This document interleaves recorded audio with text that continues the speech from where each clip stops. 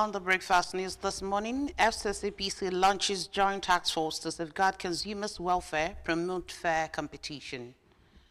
Anambra State Police recover 2 female dead bodies in Anambra West River. Federal government allays fears over tax reforms.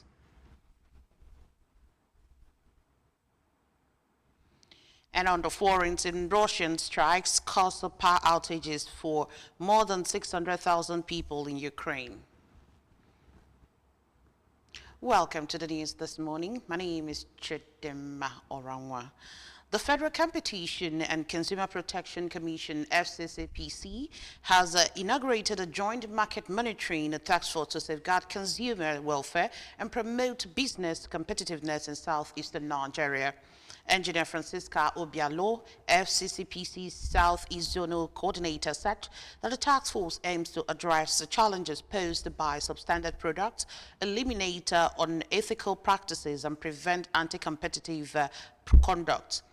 The collaboration with the market leaders seeks to ensure market integrity, protect consumers from harm, and curb counterfeit products. The FCCPC vows to promote fair competition, protect consumers in the region, continue market sensitization and enforcement to protect consumer and promote fair trade practices.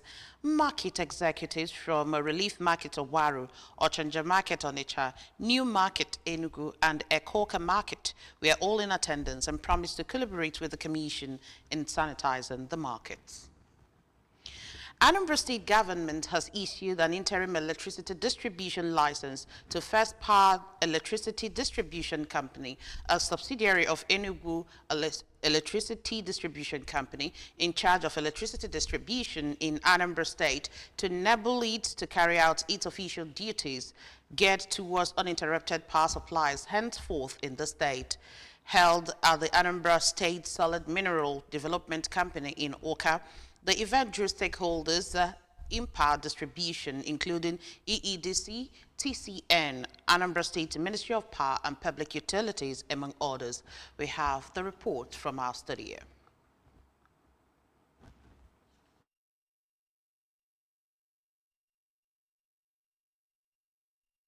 The interim license, the Chairman and Chief Executive Officer, Anambra State Electricity Regulatory Commission, Professor Frank Ukafo, appreciated Anambra State House of Assembly for bringing the state's electricity law into life, noting that after the inauguration, that the Nigeria Electricity Regulatory Commission, NEC, issued an order of transfer of regulatory oversight to them, which he said gave the Commission the right to issue the interim license to First Power to legalize their operations in the state. I will work out how that will happen. We know why sometimes there is no power. So we will try to make sure that during Christmas people should enjoy quality power.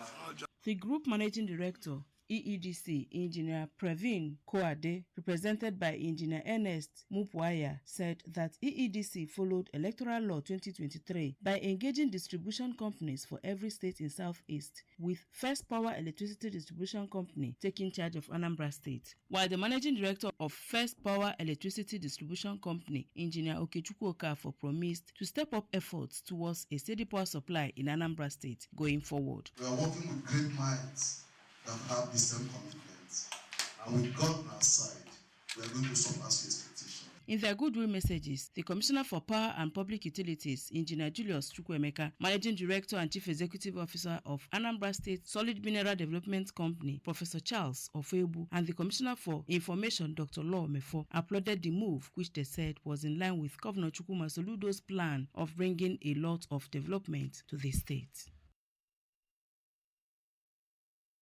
The Anambra State Police Command has updated the public on the ongoing investigation into the alleged kidnapping of 3 Cameroonian women in the state. It could be recalled that police investigators had earlier arrested 2 suspects, Nonso Augustine Akbe and Kinsley Akbe, who are currently assisting operators with vital information.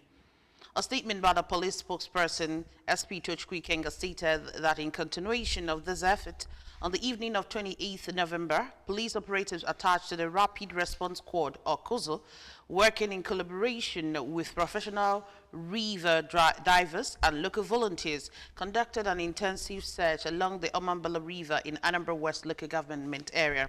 During the operation, the team recovered 2 female decomposed bodies believed to be victims of kidnapping incident, according to the release. It further maintained that the operatives immediately contacted the family of the kidnapped victims, who positively identified the recovered bodies as his wife, Mrs. Bugno Alice, and his niece, Miss Sandra. But bodies have been deposited in the mortuary for further examination and necessary investigative procedures. The police commissioner further reassures the public of the command's unwavering commitment to protecting lives, maintaining security, and delivering justice. So along the news that this morning, the federal government says that the newly enacted tax reforms were crafted to ease the burdens on Nigerians, not to worsen it, insisting that widespread misinformation is fueling needless fears and anger across the country. Chairman of the Presidential Fiscal Policy and Tax Reforms Committee, Taiwo Oyedele, made the clarification during a courtesy visit to the National Orientation Agency in Abuja. Oyedele said that the purpose of the visit was to seek NOA support in educating citizens about the tax policies, noting that misinformation threatened to derail a reform package as described as the most consequential and beneficial of his career. The tax reform laws were signed by President Bola Tinubu on October 2024 as part of a sweeping overhaul aimed at simplifying Nigeria's complex tax system. With implementation set to begin on January 1st, 2026, the reforms introduce exemptions for small businesses, reduce tax burdens for workers and the middle class, lower corporate taxes, and harmonization of multiple taxes across federal, state, and local governments. On the foreign scene, Ukraine's energy ministry said that a series of Russian missile and drone strikes have left more than 600,000 people without power. As a result of the attack, more than 500,000 consumers in Kyiv, more than 100,000 in the Kyiv region, and almost 8,000 in the Kharkiv region were left without electricity in the morning. Ukraine's capital faced a night of attacks from yesterday to early hours of today, hours after President Volodymyr Zelensky removed his powerful chief of staff and top negotiator following a raid on Andriy Yermak's house as part of sweeping corruption probe. Yermak's removal dealt a serious blow to Zelensky, who faces a mounting Russian offensive in the east of Washington, peddles a plan to end the war. Over now to sports.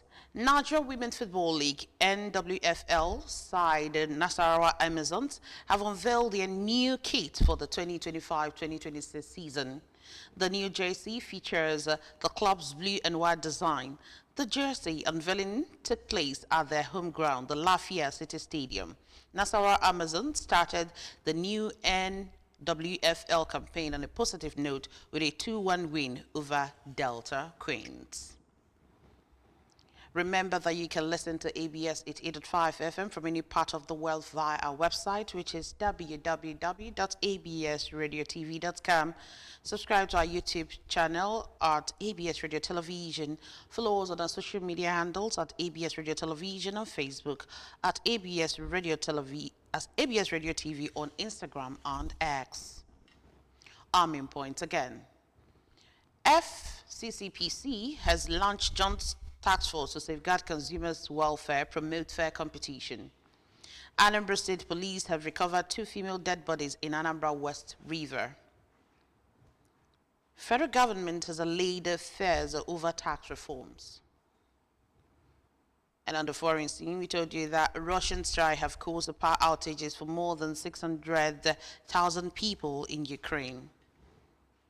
Remember that security is here to stay in Anambra, and the Anambra security is everyone's business, and for us to have a more secure and livable Anambra state, let us join forces with the government in securing our state. If you see something, say something. Report us unscrupulous element to the security operatives for better security of lives and property. Remember the emergency numbers 5111 and 080-022-00008. And that's it on the news this morning. Thank you for joining us. My name is Chidima Orangwa. Good morning.